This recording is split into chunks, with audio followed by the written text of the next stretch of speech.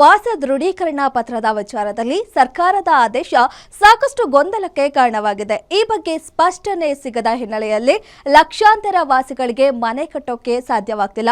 ಹಲವು ಭಾಗ್ಯಗಳನ್ನ ಕೊಟ್ಟಿರೋ ಸರ್ಕಾರಕ್ಕೆ ಮನೆ ಕಟ್ಟುವ ಭಾಗ್ಯ ನೀಡಿ ಅಂತ ವಿದ್ಯುತ್ ಗುತ್ತಿಗೆದಾರರು ದೊಡ್ಡ ಮಟ್ಟದ ಪ್ರತಿಭಟನೆ ನಡೆಸಿದ್ರು.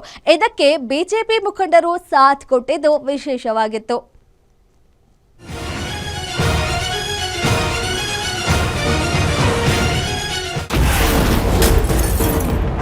ವಾಸ ದೃಢೀಕರಣ ಪತ್ರದ ಗೊಂದಲ, ಗುತ್ತಿಗೆದಾರರ ಬೃಹತ್ ಪ್ರತಿಭಟನೆ. ವಿದ್ಯುತ್ ಗುತ್ತಿಗೆದಾರರ ಪ್ರತಿಭಟನೆಗೆ ಬಿಜೆಪಿ ಮುಖಂಡರ ಸಾಥ್.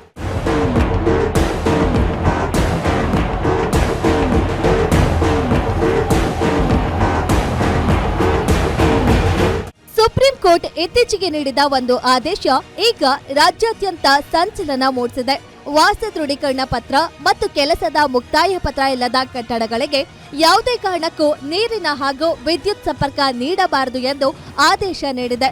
ಅಷ್ಟೇ ಅಲ್ಲ, ನಿಯಮ ಮೀರಿ ಸಂಪರ್ಕ ನೀಡುವ ಅಧಿಕಾರಿಗಳ ವಿರುದ್ಧ ಕಠಿಣ ಕ್ರಮದ ಎಚ್ಚರಿಕೆಯನ್ನ ನೀಡಲಾಗಿದೆ. ಆದರೆ ಈ ನಿಯಮದಿಂದಾಗಿ ಈಗ ಸಾಮಾನ್ಯ ಜನರು ಸಂಕಷ್ಟಕ್ಕೆ ಸಿಲುಕಿದ್ದಾರೆ. ಬ್ಯಾಂಕ್ ಲೋನ್ ಮಾಡಿ ಲಕ್ಷಾಂತರ ರೂಪಾಯಿ ವ್ಯಯಿಸಿ ಮನೆ ಕಟ್ತಿರುವವರಿಗೆ ತಾತ್ಕಾಲಿಕ ವಿದ್ಯುತ್ ಸಂಪರ್ಕ ಸಿಗದೆ ಕಾಮಗಾರಿ ಅರ್ಧಕ್ಕೆ ನಿಂತಿದೆ. ಇದರಿಂದಾಗಿ ಇಂದು ರಾಜ್ಯದ ಮೂಲೆ ಮೂಲೆಗಳಿಂದ ಆಗಮಿಸಿದ ಸಾವಿರಾರು ವಿದ್ಯುತ್ ಗುತ್ತಿಗೆದಾರರು ಬೆಂಗಳೂರಿನ ಫ್ರೀಡಂ ಪಾರ್ಕ್ನಲ್ಲಿ ಬೃಹತ್ ಪ್ರತಿಭಟನೆ ನಡೆಸಿದ್ರು. ಸರ್, ನಮ್ದು ಒಂದೇ ಡಿಮ್ಯಾಂಡು, ಏನು 4/4/2025 ಹಿಂದೆ ತಾತ್ಕಾಲಿಕ ವಿದ್ಯುತ್ ಸಂಪರ್ಕವನ್ನು ಕೊಟ್ಟಿದ್ದು ಕಟ್ಟಡಗಳು ಪೂರ್ಣಗೊಂಡಿರುವಂಥ ಕಟ್ಟಡಗಳಿಗೆ ಒಂದು ಬಾರಿ ವಿನಾಯಿತಿಯನ್ನು ಕೊಡುವ ಮುಖಾಂತರ ವಿದ್ಯುತ್ ಸಂಪರ್ಕವನ್ನು ಕೊಡಬೇಕು.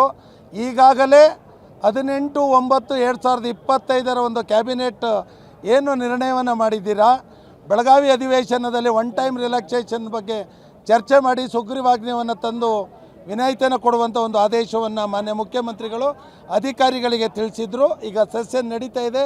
ಆ ಒನ್ ಟೈಮ್ ವಿನಾಯಿತಿಯನ್ನು ನೀಡುವ ಮುಖಾಂತರ ರಾಜ್ಯದ 16 ಲಕ್ಷಕ್ಕೂ ಅಧಿಕ ಕಟ್ಟಡಗಳಿಗೆ ವಿದ್ಯುತ್ ಸಂಪರ್ಕದಿಂದ ವಂಚಿತರಾಗಿರುವಂಥ ಗ್ರಾಹಕರಿಗೆ ಅನುಕೂಲ ಮಾಡಿಕೊಡಬೇಕು.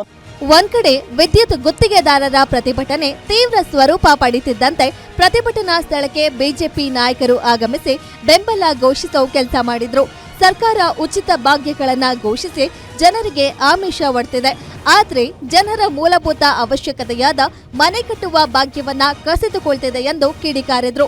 ತಾತ್ಕಾಲಿಕ ವಿದ್ಯುತ್ ಸಂಪರ್ಕಕ್ಕೆ ಅರ್ಜಿ ಸಲ್ಲಿಸುವವರಿಗೆ ಕೂಡಲೇ ವಿನಾಯಿತಿ ನೀಡಬೇಕು ಮತ್ತು ಸಾರ್ವಜನಿಕರ ಆರ್ಥಿಕ ಹಾಗೂ ಮಾನಸಿಕ ಸಮಸ್ಯೆಗಳಿಗೆ ಸರ್ಕಾರ ಸ್ಪಂದಿಸಬೇಕು ಎಂದು ಒತ್ತಾಯಿಸಿದ್ರು.